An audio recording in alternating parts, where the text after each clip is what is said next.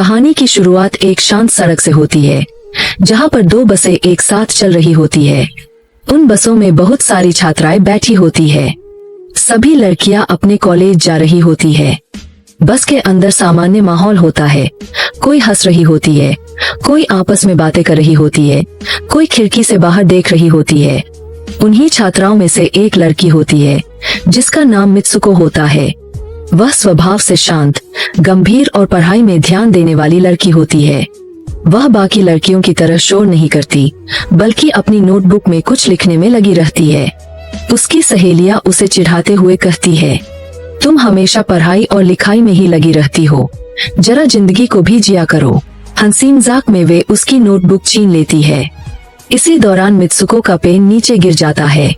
जैसे ही वह पेन उठाने के लिए झुकती है, उसी पल हवा में से एक बेहद तेज चीज आती है और दोनों बसों को बीच से काट देती है। एक ही क्षण में सब कुछ बदल जाता है।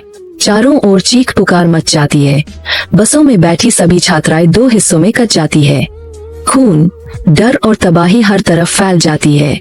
लेकिन मित्सुको बच जाती है, क्योंकि वह नीचे झुकी हुई थी। जब वह ऊपर उठकर देखती है, तो बस में सिर्फ लाशें दिखाई देती है। उसे कुछ समझ नहीं आता कि यह सब कैसे हुआ। धीरे धीरे उसे एहसास होता है कि यह कोई साधारण हादसा नहीं था, बल्कि यह एक तेज, अदृश्य हवा की वजह से हुआ था। ऐसी हवा जो इंसानों को काट रही थी। अब वही हवा मित्सुको के पीछे पड़ जाती है। वह डर के मारे बस से उतरकर तेजी से भागने लगती है। रास्ते में वह दूसरी लड़कियों को देखकर चिल्लाती है, झुक जाओ, नीचे झुक जाओ। लेकिन बहुत देर हो चुकी होती है और वह हवा उन्हें भी मौत के घाट उतार देती है। आगे एक नदी के पास पहुंचकर मित्सुको देखती है कि वहां पहले से ही बहुत सारी लाशें पड़ी हुई है। सब उसी अदृश्य शक्ति का शिकार बन चुके होते हैं। डर, सदमे और घबराहट की हालत में वह आगे बढ़ती है और एक विद्यालय पहुंच जाती है। वहां उसे अपनी सबसे अच्छी दोस्त मिलती है।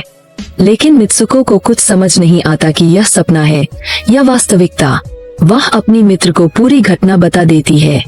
उसकी मित्र कहती है, यह सिर्फ हवा है, कुछ नहीं होगा, तुम बहुत डर गई हो। मित्सुको को थोड़ा सा सुकून मिलता है। लेकिन अचानक विद्यालय का वातावरण बदल जाता है। एक शिक्षिका छात्राओं पर गोलियां चलाने लगती है। पूरी कक्षा की सभी छात्राएं मारी जाती है और एक बार फिर मित्सुको बच जाती है। इसके बाद कहानी में बार बार दुनिया बदलती रहती है। कभी विवाह की दुनिया, कभी दौड़ की दुनिया, कभी दर्पण की दुनिया, कभी खेल की दुनिया।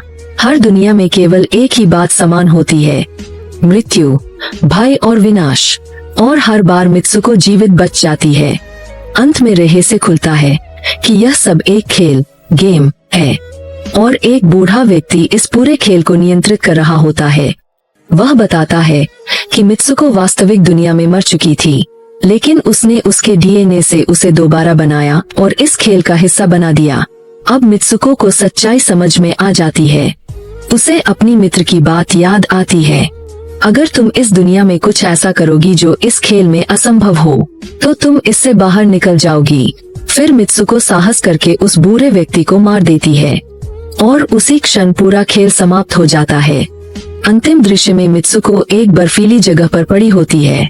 वह अब वास्तविक दुनिया में वापस आ चुकी होती है। वह जीवित होती है, स्वतंत्र होती है और यह डरावनी, रहस्यमयी और दिमाग घुमा देने वाली कहानी यहीं समाप्त हो जाती है।